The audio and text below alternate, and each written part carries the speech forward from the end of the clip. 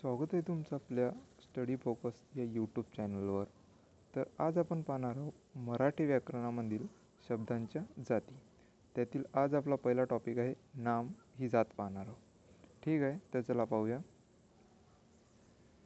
तर पहा, नामाची व्याख्या काय आहे? कोणत्याही प्राण्याच्या, वस्तूच्या किंवा काल्पनिक गोष्टीच्या नावाला नाम असे म्हणतात.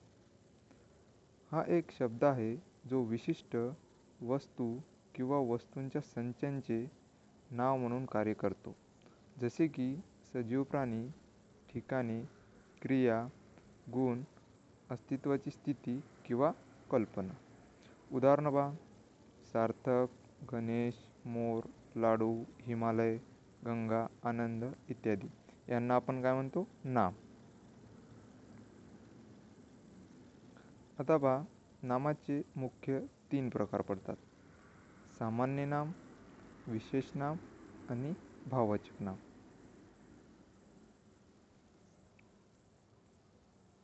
पहिला आहे आपला सामान्य नाम.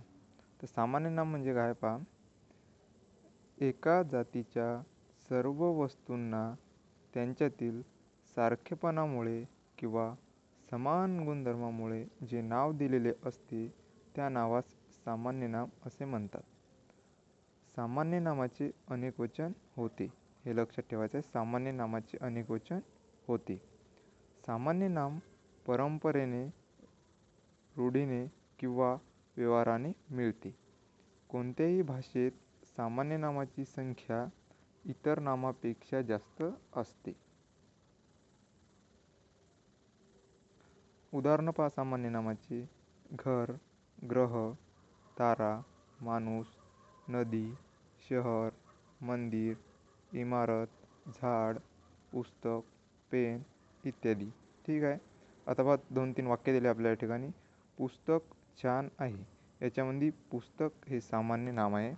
दुसरं आहे मुलगा उभा आहे, तारा चमकत आहे, याच्यामध्ये तारा हे सामान्य नाम आहे आणि दुसऱ्या वाक्यामध्ये मुलगा हा सामान्य नाम आहे. ज्या शब्दामुळे जातीचा बोध होतो त्यास सामान्य नाम म्हणतात.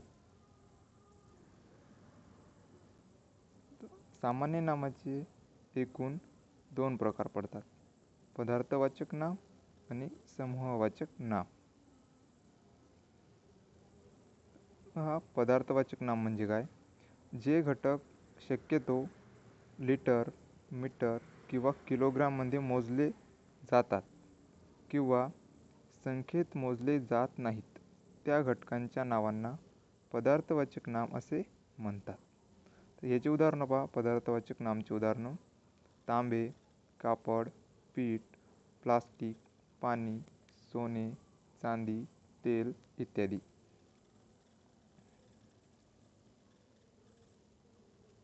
आता आपण पाहू समूहवाचक नाम. समूहवाचक नाम म्हणजे काय? समान गुणधर्म असणाऱ्या अनेक घटकांच्या एकत्रित समूहाला दिलेल्या नावाला समूहवाचक नाम असे म्हणतात. उदाहरणार्थ जुडी, ढिगारा, संघ, गट, कुटुंब, वर्ग इत्यादी हे समूहवाचक नाम आहेत. आता आपण आलो विशेष नामावर. पहा, विशेष नामाची व्याख्या: ज्या नामाने जातीचा बोध होत नसून त्या जातीतील एकाच विशिष्ट व्यक्तीचा, प्राण्याचा किंवा वस्तूचा बोध होतो तेव्हा त्याला विशेष नाम असे म्हणतात. आता विशेष नाम म्हणजे काय? जातीचा बोध होत नसून त्यातील एकाच व्यक्तीचा किंवा प्राण्याचा किंवा वस्तूचा बोध होत असेल तर त्याला आपण विशेष नाम म्हणतो. ते फक्त एका घटकापुरते मर्यादित असते. विशेष नाम एकवचनी असते. विशेष नाम का असते? एकवचनी. विशेष नाम हे प्रामुख्याने ठेवलेले नाम असते. तर उदाहरणार्थ पहा: गोदावरी, रमेश, संभाजीनगर, ताजमहल, सूर्य, चंद्र इत्यादी हे आहेत विशेष नाम. विशेष नाम व्यक्तिवाचक असते तर सामान्य नाम हे जातीवाचक असते. विशेष नाम का असते? व्यक्तिवाचक आणि सामान्य नाम हे जातीवाचक. त्याचं उदाहरण पहा: विशेष नामामध्ये निखिल आणि जातीवाचक मध्ये मुलगा. ठीक आहे.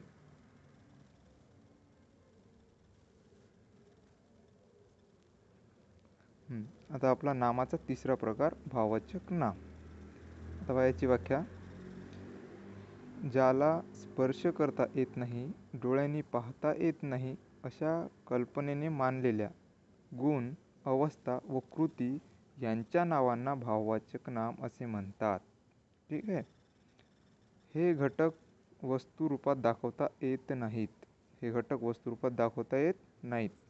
गुणधर्म व भाव दर्शवणाऱ्या शब्दांना भाववाचक नामे किंवा धर्मवाचक नामे असं म्हणतात. पहा, त्याला भाववाचक नामे म्हणतात आणि त्यालाच आपण धर्मवाचक नामे सुद्धा म्हणतो. विशेष नावे व सामान्य नावे ही भाव व धर्म धारण करतात, म्हणून त्यांना धर्मीवाचक नामे म्हणतात. भाववाचक नामाचे अनेकवचन होत नाही. भाववाचक नामाचे अनेकवचन होत नाही. उदाहरणं पाहता भाववाचक नामाचे उदाहरण: सौंदर्य, श्रीमंती, गर्व, मनुष्यत्व, चांगुलपणा, संपन्नता, माणुसकी, मोठेपणा, लबाडी इत्यादी.